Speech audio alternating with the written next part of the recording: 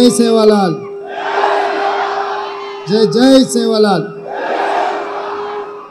మిత్రులారా, ఈరోజు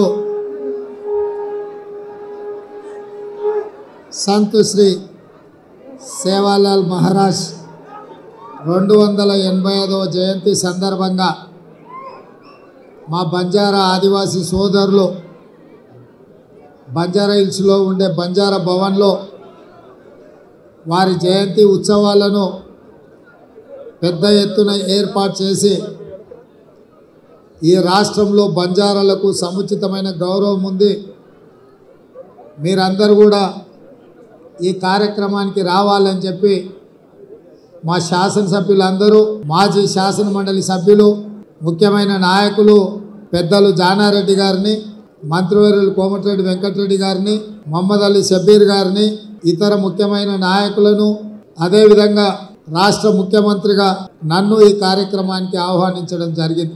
ఈ కార్యక్రమంలో పాల్గొనడం అంటే, బంజారా సోదరులను కలవడం అంటే కాంగ్రెస్ కుటుంబ సభ్యులను కలుసుకున్న ఆనందం.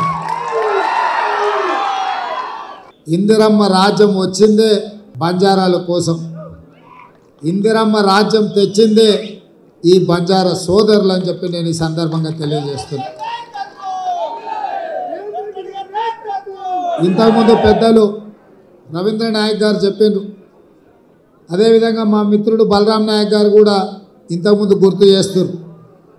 1976లో బంజారా సోదరులను షెడ్యూల్డ్ ట్రైబ్స్లో శ్రీమతి ఇందిరాగాంధీ గారు చేర్పించారు.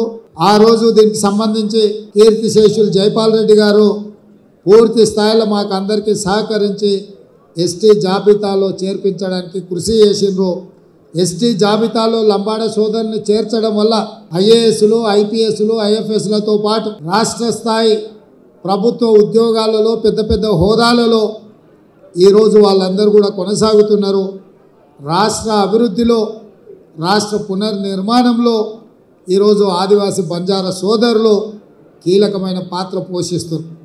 అదేవిధంగా శ్రీమతి సోనియా గాంధీ గారు యూపీఏ చైర్పర్సన్ ఉన్నప్పుడు ఉపాధి హామీ కూలీ పథకాన్ని తేవడమే కాదు, ఎస్సీ ఎస్టీ సప్లైని ఆ రోజు చట్టబద్ధత కల్పించి నిధులలో గిరిజనులకు, ఆదివాసీలకు, దళితులకు వాళ్ళు ఎంత జనాభా ఉన్నారో ఆ దామాష ప్రకారం నిధులు కేటాయించే విధంగా చట్టాన్ని చేసి చట్టబద్ధత కల్పించింది శ్రీమతి సోనియా గాంధీ గారు. అయినా ఆదివాసీ లంబాడ సోదరులకు సంపూర్ణమైన న్యాయం జరగాలి అని అంటే తెలంగాణ రాష్ట్రం రావాలి అని చెప్పి ఎంతోమంది బంజారా సోదరులు ఆనాడు ఉద్యమంలో పాల్గొన్నారు. సురేష్ నాయక్ లాంటి వాళ్ళు ఎంతోమంది, చాలామంది ఆ రోజు ఉద్యమంలో అమరులైన వాళ్ళు ఉన్నారు, ప్రాణాలు ఇచ్చిన వాళ్ళు ఉన్నారు. అందుకే ఈరోజు మీ అందరి పోరాటాన్ని చూసి శ్రీమతి సోనియా గాంధీ గారు తెలంగాణ రాష్ట్రం ఇచ్చిన రాష్ట్రంలో 10 సంవత్సరాలు మీకు సముచితమైన స్థానం కల్పించి చదువుకున్న పిల్లలకు ఉద్యోగ ఉపాధి అవకాశాలు కల్పిస్తారని మేము అందరం ఆశించినాం. కానీ ఆశించిన మేరకు అభివృద్ధి జరగలేదు, అవకాశాలు రాలేదు. అందుకే మొన్న జరిగిన ఎన్నికల్లో మీరందరూ ఆశీర్వదించి దొరల రాజ్యం పోవాలి, పేదల రాజ్యం రావాలి అని మీరందరూ ఆశీర్వదించడంతో ఈరోజు కాంగ్రెస్ పార్టీ అధికారంలోకి వచ్చింది.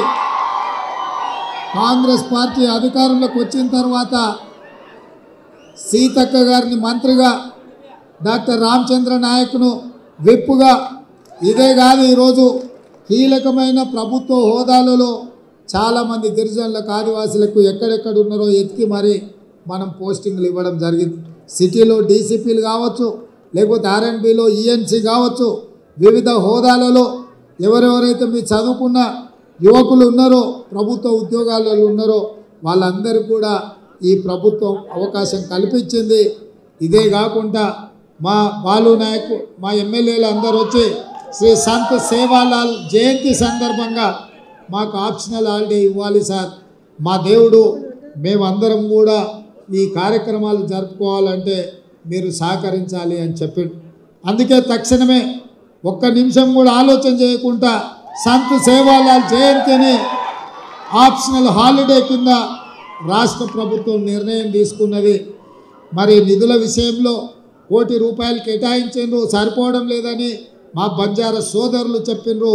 కోటి కాదు, ఇంకొక కోటి రూపాయలు జమ చేసి 2 కోట్ల రూపాయలు రాష్ట్ర ప్రభుత్వం సేవాలాల్ జయంతి ఉత్సవాలను జరపడానికి కేటాయిస్తుంది.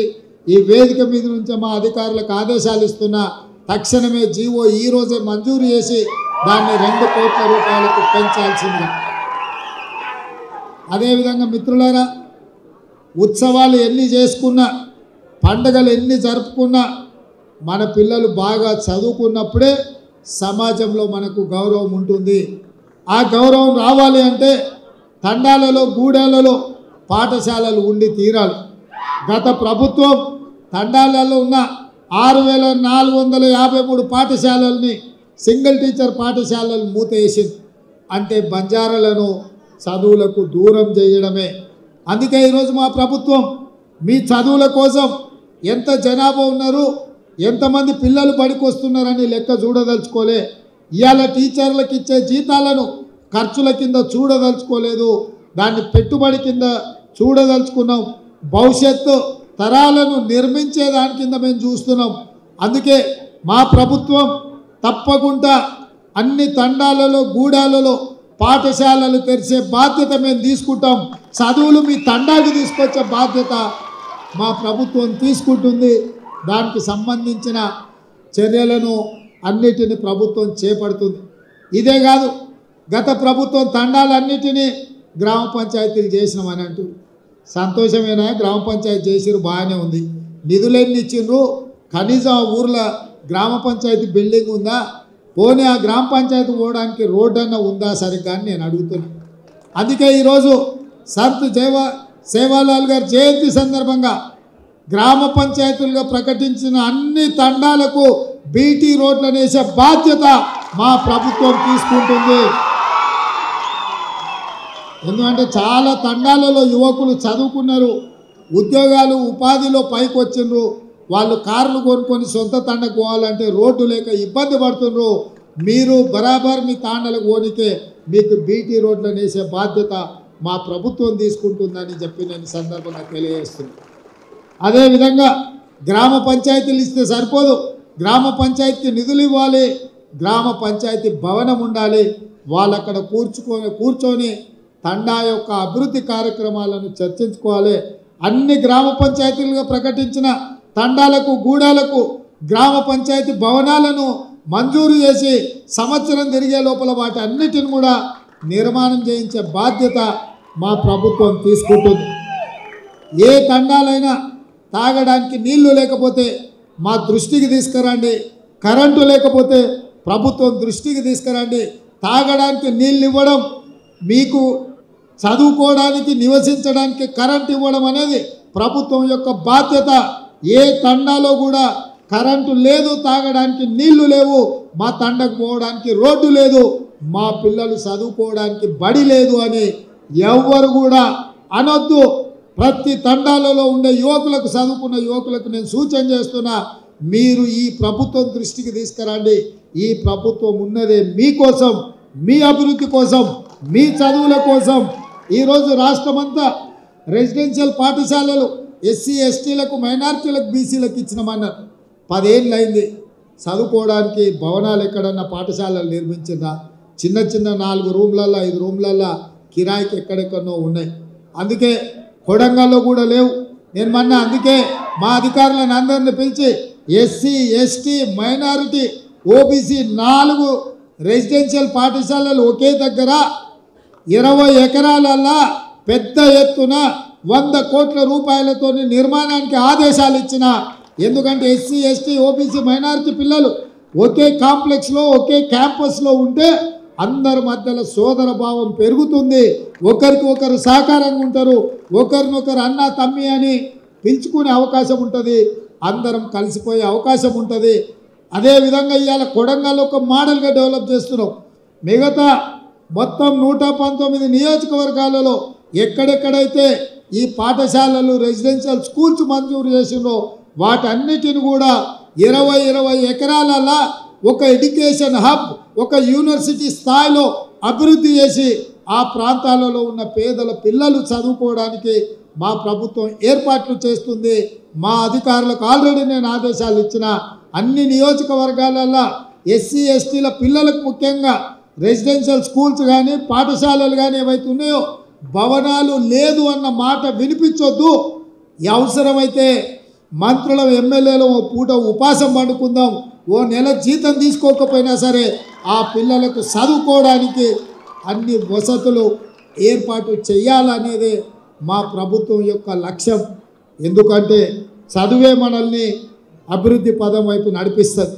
ఇవాళ మీరందరూ గొప్ప చదువులు చదువుకున్నారు కాబట్టి ఈ వేదిక మీద ఇంతమంది ఎమ్మెల్యేలు ఎంపీలు, మా బలరాం నాయక్ గారు మొదటిసారి ఎంపీగా గెలిస్తే సోనియా గాంధీ గారు కేంద్ర మంత్రికి ఇచ్చింది.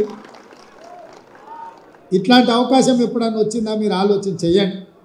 ఇవాళ కాంగ్రెస్ పార్టీ అధికారంలో ఉన్నప్పుడే మీ గౌరవం, మీ మర్యాద పెరిగింది, మీ హోదా పెరిగింది. ఇవన్నీ కూడా మీరు చదువుకోవడం వల్ల వచ్చింది. అందుకే మిత్రులారా, మీ అందరికీ నా సూచన ఒక్కటే, చదువుల బాట పట్టండి.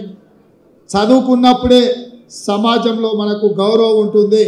సంత్ సేవాలాల్ గారు కూడా మనకు చేసిన బోధన అదే, మద్యానికి మాంసానికి దూరంగా ఉండండి అని సంత్ సేవాలాల్ గారు మనకు చెప్పింది. కాబట్టి ఇవాళ వారు సూచించిన మార్గంలో, వారు ఆదేశించిన సన్మార్గంలో మేమందరం మనమందరం మా ప్రభుత్వం పనిచేస్తుంది, ఆ దిశగా ప్రయాణం చేస్తుంది. ఇక్కడ విద్యార్థులు చాలామంది వచ్చారు, బాగా చదువుకోవడంతో సమాజంలో మనకు గుర్తింపు వస్తుంది. తప్పకుండా మీ చదువులకు, మీ అభ్యున్నతికి, మీ అభివృద్ధికి ఈ ప్రభుత్వం 100% తోడ్పాటును అందిస్తుంది. ఏ అవసరం ఉన్నా, ఏ సందర్భం ఉన్నా మా ఎమ్మెల్యేలు, మా మంత్రులు, మేము ప్రభుత్వం అంతా అందుబాటులో ఉంటుంది. మీరు చూసింది ఇవాళకి 70 రోజులు అయింది, ఏ ఒక్క రోజు కూడా సెలవు తీసుకోలే. ఎవరు వచ్చినా కలిసినాం, ఎవరు ఏది అడిగినా చేయగలిగిందంతా చేసినాం. మేము కనిపించకుండా దాచుకునే ప్రభుత్వం కాదు, మేము కలిసిమెలిసి పనిచేసే ప్రభుత్వం, మీకోసము కష్టపడే ప్రభుత్వం. ఇంకా చేయాల్సింది చాలా ఉంది, మేము చేస్తాం. రాబోయే పార్లమెంట్ ఎన్నికల్లో కూడా మీ ఆశీర్వాదం ఉండాలి, మీరు అండగా నిలబడాలి, మాకు శక్తినివ్వండి, మిమ్మల్ని అభివృద్ధి పదం వైపు నడిపిస్తాం. రేపు ఏ అవకాశాలు మన లంబాడ సోదరులకు పార్టీ అవకాశం ఇచ్చినా వాళ్ళని గెలిపించుకోవాల్సిందిగా టికెట్ ఇచ్చిన ఆయన దగ్గర నగదు ఉండకపోవచ్చు, కానీ మా రాములు నాయక్ లాంటి దగ్గర నగదు సాధ్యం ఉంది. అందుకే ఇక్కడ వీళ్ళందరూ కూడా ఎవరికైనా టికెట్ ఇచ్చినా, పార్టీలు అవకాశం ఇచ్చినా పని చేయడమే కాకుండా 10 రూపాయలు సాయం కూడా చేయండి. ఎందుకంటే సేట్లు చాలా మంది ఉన్నారు, నాకు తెలుసు. మా కొడంగల్ తాండూరు నుంచి బొంబాయి, పూనా పోయి 100,000 కోట్లు సంపాదించుకున్న లంబాడి సోదరులు నాకు తెలుసు. వాళ్ళందరూ కూడా మీరు చట్టసభలకు పంపించినప్పుడే మీ తరఫున వాళ్ళు కొట్లాడతారు, మీ తరఫున వాళ్ళు మాట్లాడతారు. వాళ్ళకు పార్టీ అవకాశం కల్పిస్తుంది, వాళ్ళని గెలిపించుకునే బాధ్యత మీది అని తెలియజేస్తూ మీ అందరి దగ్గర సెలవు తీసుకుంటున్న మిత్రులారా.